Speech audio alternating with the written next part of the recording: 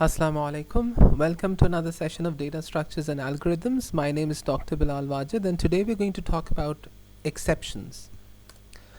Now, errors are problems in the code, and whenever you have an error, the code actually does not compile, and therefore you can't run it.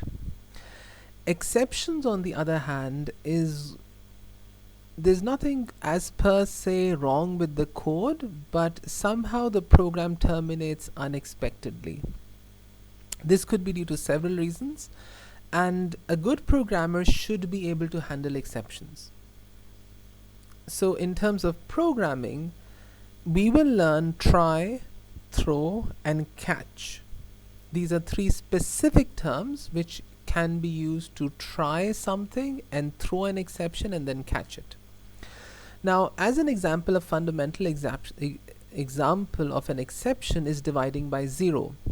So, if c is equal to 0 and you divide b, and b could be anything, doesn't matter really, but if you divide b by 0, the program will terminate.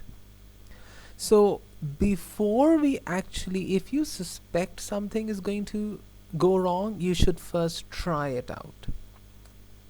Okay? So what we are doing here is we are asking the user to give an input, right?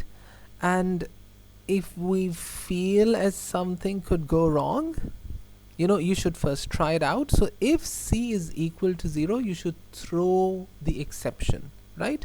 Because you don't want it to divide by 0. Otherwise, you just calculate a is b divided by c. Now, if you throw an exception, there has to be something to catch it. Hence, the try, throw, catch. So the catch component exactly is shown here. So this is catch. So over here you throw away c, it catches it, that becomes x. So c is now x, and you can actually tell the user, the denominator is 0, therefore I'm exiting gracefully. So the program doesn't terminate abruptly, but rather it is a controlled exit where you're telling the user what exactly went wrong. Now, this is the main function which is shown over here. These are your variables a, b, and c, and you take in c, and you can initialize a to, let's say, 10 or b to something else. That totally depends upon you. And then you can see here the try, throw, and catch. All the try block and the catch block are all part of the main function. So the try, throw, and catch don't have to be a separate function together. They're actually reserved words and they can be used. So they're really to check if there is an exception, throw an exception if it occurs, and catch handles the whole process gracefully.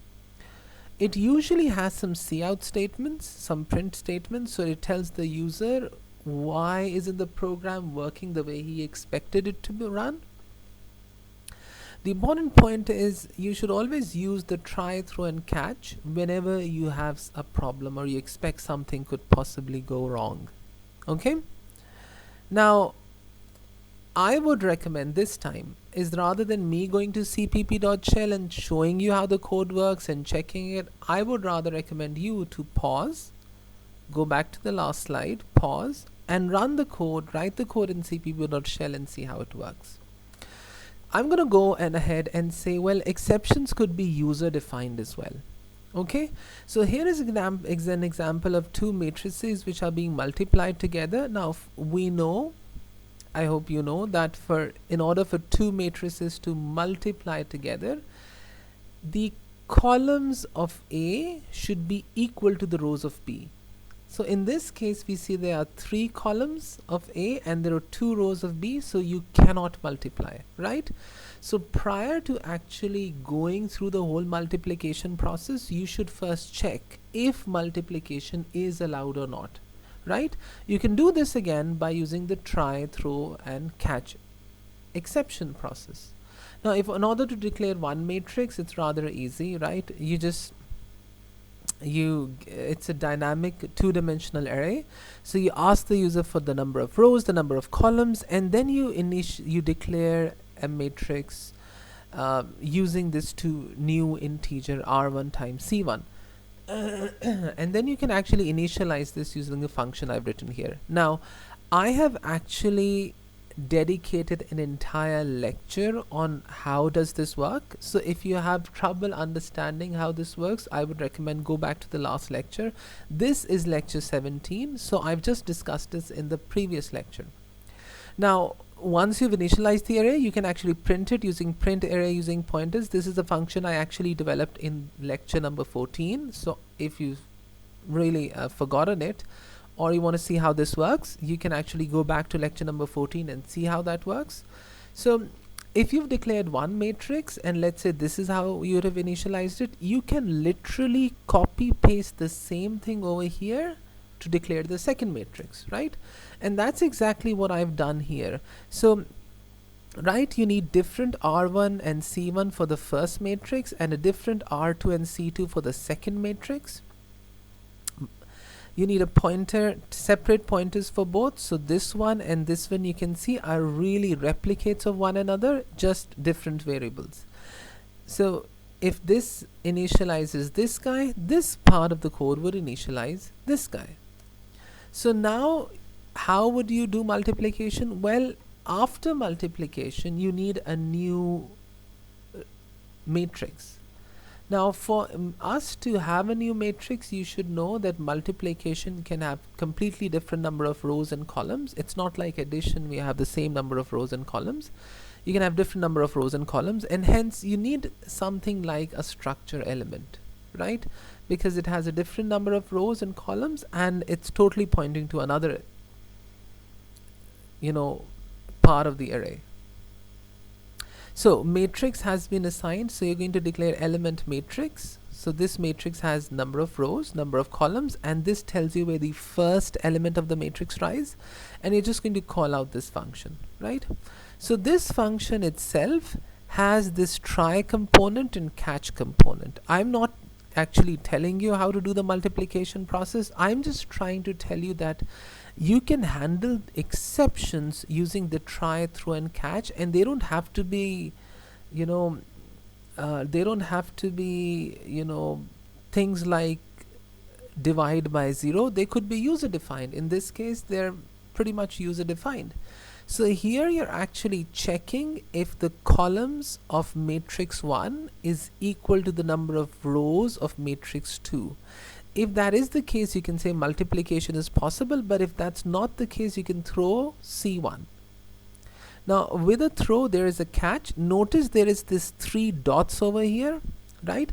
If you go back a couple of lectures, I actually put an X over here, integer X. This time I'm not doing it. Now the reason I'm not doing it is because, I mean, you can actually just put these 3 dots and it'll handle the problem itself, because C1 and R2 are known to these blocks, because whatever is defined within these blocks is local. But the important point is, you know, these two are global to this. So you can just say, well, multiplication is not possible, and columns of matrix 1, which is C1, is not equal to R2, which is the rows of 2. And then because this is an element matrix and you're actually returning matrix, so it would be advised to actually have some default values here. Okay, now let's try to run this in cpp.shell. So this is my code. I've actually put it in cpp.shell. This is here me declaring all the requisite variables, and, you know, asking the user, tell me how many rows, columns, and then I'm declaring it. I'm doing the same for matrix 2, and then I initialize matrix 1 and matrix 2, and then I just run this function multiply matrices. I can go up and see, right? It checks if the rows and columns are the same. If they are, you can just say multiplication is possible, and if it's not, you know, you just implement some default values and return, right? I would actually give an assignment to the students where I would expect them to really do the multiplication part themselves. The program should be developed in a way by any sized matrix should be able to multiply together, right? So if I run this code, right, it asks me how many rows. So I'm just gonna use some simple examples, and then let's say 1 row and 2 columns. So I'm just putting in these numbers.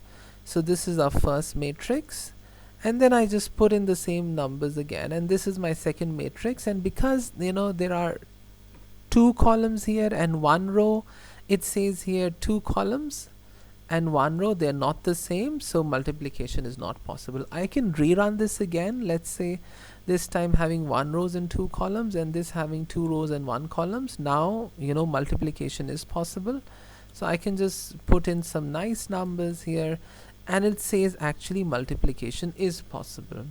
Okay, so I hope it was really useful. Subscribe and hit the bell icon so you get notified for newer videos. In the next lecture, inshallah, we are going to talk about matrix addition, and that would be very useful as well. Thank you very much. Bye bye.